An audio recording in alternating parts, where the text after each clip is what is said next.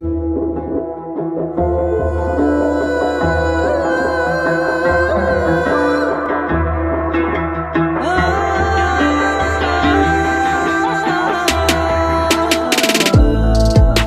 yanım git diyor, bir yanım kal.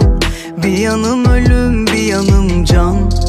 Zaten gururum ayaklarının altında. Bir yanım şeytan, bir yanım saf. Bir yanım yaz, bir yanım kar. İhanetinin ben hariç herkes farkında.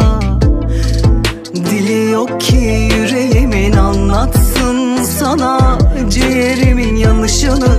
Alışırım demiştin, söyle nasıl böyle değiştin. Sana yok bir diyeceğim, bir daha nasıl seveceğim. Bir kadeh içip gideceğim, kalmam bu saatten sonra. Sanma adını anacağım, bir yol kalmadı varacağım. Belki seversin sanacağım, sanmam bu saatten sonra. Sana yok bir diyeceğim, bir daha nasıl seveceğim. Bir kadeh içip gideceğim, kalmam bu saatten sonra. Sanma adını anacağım, bir yol kalmadı varacağım. Belki seversin sanacağım, sanmam bu saatten sonra.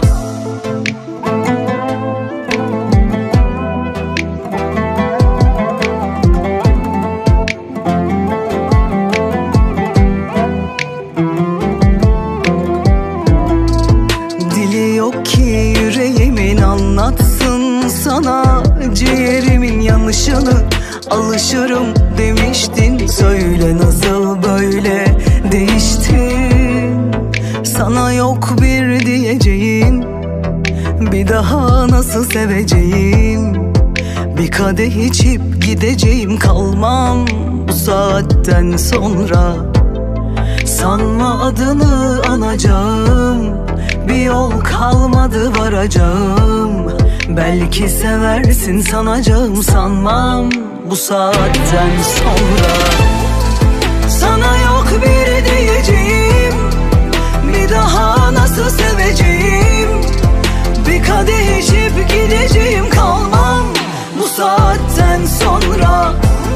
Sanma adını anacağım, bir yol kalmadı varacağım.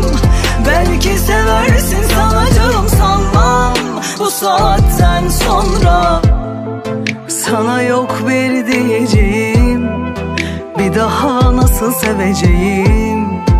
Bir kadeh içip gideceğim, kalmam